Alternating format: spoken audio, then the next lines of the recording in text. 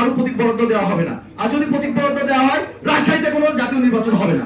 আমরা গত 17 বছর দেখেছি যে আওয়ামী লীগ যারা খুনি তাদেরকে কিভাবে কারা সহযোগিতা করেছে। যারা আওয়ামী লীগকে সহযোগিতা করেছে তাদের যদি প্রতীক বরাদ্দ আজকে দেওয়া হয়, তাহলে ডিসি অফিস ঘেরাও কর্মসূচি দিব, এবং তাদেরকে যদি প্রতীক বরাদ্দ আপনাদের রাজশাহীতে, পুরো বাংলাদেশে কি হবে আমরা জানি না, বা রাজশাহীতে কেউ প্রতিবাদ করবে কিনা আমরা জানি না, কিন্তু আমরা প্রতিবাদ করবই।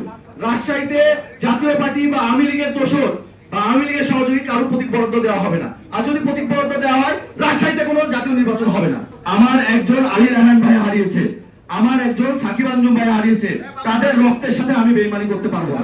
আপনার এই কথাটি বলার আগে আরো অনেকগুলো স্টেপ ছিল, যেটা 11ই ডিসেম্বর যখন আমাদের তফসিল ঘোষণা হয়েছে, এরপরে এটি আমাদের চতুর্থ স্টেপে আমরা কাজ করছি। আপনাদের এই মতামতটা অবশ্যই নির্বাচন কমিশন উপস্থাপন করা প্রয়োজন ছিল এই সময়ের ভিতরে।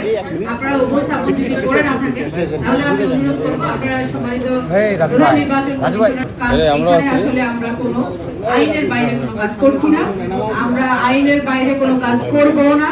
এবং আমি জানি এতদিন ধরে আমরা রাজশাহীতে আছি, রাজশাহীবাসী, রাজশাহীর জনগণকে এই ক্রেডিটটা আমরা দিতে পারি যে তারা সমস্ত আইনের পক্ষে কাজ করে এবং আমাদেরকে সর্বতভাবে সহযোগিতা করেছে। আমাদের এখানে বাংলাদেশ সেনাবাহিনী প্রতিনিধি আছেন, বাংলাদেশ পুলিশ সুপার মহোদয় আছেন এবং অন্যান্য গোয়েন্দা সংস্থা আছেন। আপনারা জানেন যে আমরা নিজেরা কোনো ডিসিশন নেই না, এটা আইনের কথা, আইনের কাজ করি। আপনাদের যদি কোনো বলার কিছু থাকে অবশ্যই সেটা বলবেন এবং সেটা প্রপারলি বলবেন। আপনাদের লিখিতও বলতে পারেন, নির্বাচন কমিশনকে আমরা সেটা পাঠিয়ে দিব।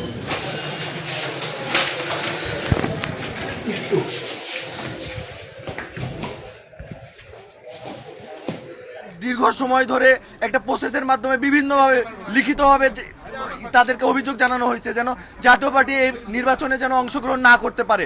তারা গ্রুপক্ষেপই করেনি। বর্তমান নির্বাচন কমিশন তো একতরফা নির্বাচন একটা করার পায়তারা করছে। তারা জানে না যে বিগত সময় কি হয়েছে। বাংলাদেশের জনগণ পর্যন্ত সবাই জানে যে বিগত 17 বছর কিভাবে এই বাংলাদেশ শাসন হয়েছে, কিভাবে লুটপাট করা হয়েছে, কিভাবে নির্বাচন করা হয়েছে। তারা জেনে শুনে কেন এই জাতীয় পার্টিকে এই প্রতীক বরাদ্দ, মানে জাতীয় পার্টিকে বৈধতা ঘোষণা করছে।